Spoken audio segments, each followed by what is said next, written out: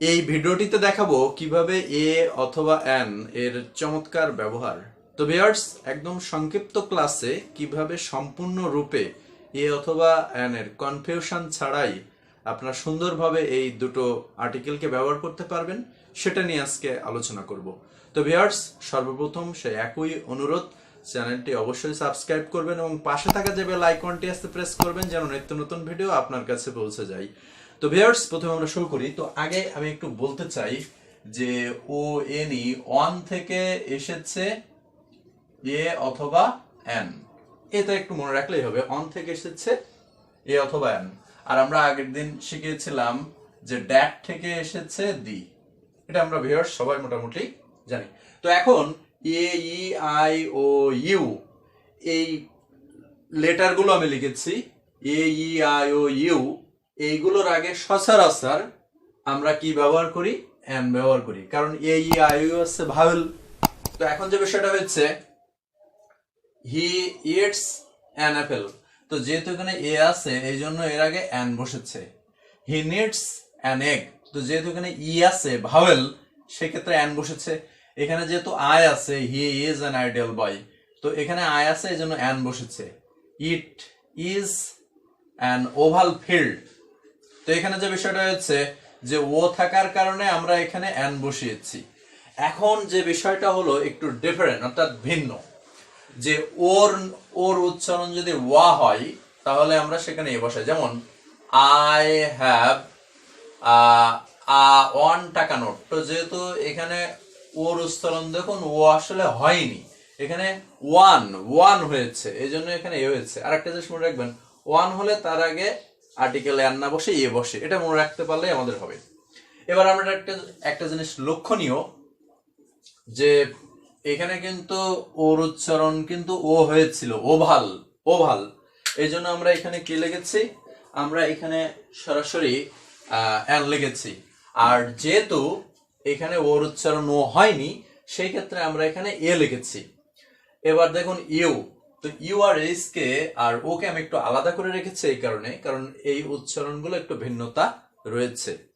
তো আমরা একটু খেয়াল করি, তো ইউ এর উচ্চারণ যদি ইউ হয় তাহলে আপনি এ বসাবেন, আর ইউ এর উচ্চারণ যদি আ হয় তাহলে আপনি এন বসাবেন। কিভাবে আমরা একটু খেয়াল করি, he is a university student, তো দেখুন এখানে ইউ এর উচ্চারণ কিন্তু ইউ হয়নি, হয়েছে না, এই জন্য এখানে এ বসেছে।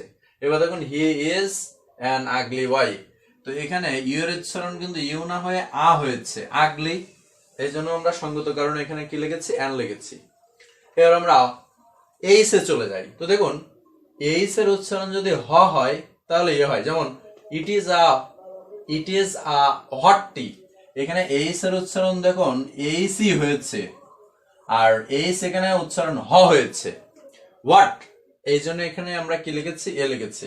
এবার এইচ এর উচ্চারণ যদি হ না হয় তাহলে এন হয়। যেমন হি ইজ অনেস্ট, তো এখানে হ হয়নি, এখানে অনেস্ট হয়েছে, এই জন্য এইচ এর উচ্চারণ হ হয়নি বিধায় এখানে এন হয়েছে। তো এবার আমরা আরো কিছু জিনিস দেখি, ইয়ে কিছু কিছু ব্যবহার হয়, কিছু ফ্রেজ আছে যেমন আ লট অফ, তো এখানে দেখুন a lot of in a fixed, তারপর in a temper, in a word, তো এগুলো সঙ্গত কারণে এ হয়েছে। আরেকটা জিনিস আমাদের এ অথবা এন চমৎকার ভাবে আসে এবং সেগুলো ছেলেমেয়েরা অনেকটা কনফিউশনে পড়ে যায়। তো সেটা হচ্ছে দেখুন বিবিএ, তো এই যে অ্যাব্রিভিয়েশন যেগুলো আমরা এখানে লিখেছি, যখন আমরা এলাবোরেশন থেকে অ্যাব্রিভিয়েশনে নিয়ে আসি, তো এখানে দেখুন এই যে বি আছে, বি থাকার কারণে আমরা এখানে কি করেছি? বি এর উচ্চারণ দেখুন বি হয়েছে। যদি এদের উচ্চারণ যদি এ ই আই ও ইউ এগুলো যদি হয়, অর্থাৎ আমরা এগুলো না জেনে একদম এক কথায় ভেবে নেব, যদি এই প্রথম বর্ণের উচ্চারণ অর্থাৎ লেটারের উচ্চারণ যদি আ হয়, আ, তাহলে আমরা এন বসাবো। তো যেহেতু এখানে বি এর উচ্চারণ আ হচ্ছে না এই জন্য আমি এখানে এ বসিয়েছি। এখানে দেখুন এম, তো এম এর উচ্চারণ দেখুন এ হয়েছে, এ, সরি আমি এখানে আ হবে না, এখানে উচ্চারণ হবে এ। তো এখানে দেখুন যেহেতু এই প্রথম বর্ণের উচ্চারণ যদি এ হয় তাহলে আপনি এন বসাবেন। এখানে সি হয়েছে তাই এ বসানো হয়েছে, এখানে এম হয়েছে মানে এ হয়েছে, তাই এখানে আমার যে কাজটি করতে হয়েছে এন বসাতে হয়েছে। আমরা যদি বলি যে এস এস সি, তো প্রথমে এস এস সি এ আসতেছে উচ্চারণ, তাহলে কিন্তু আমরা এখানে এন বসাতে হবে। তো ভিউয়ার্স, এইগুলো ছিল এ অথবা এন এর কিছু স্পেশাল নিয়ম।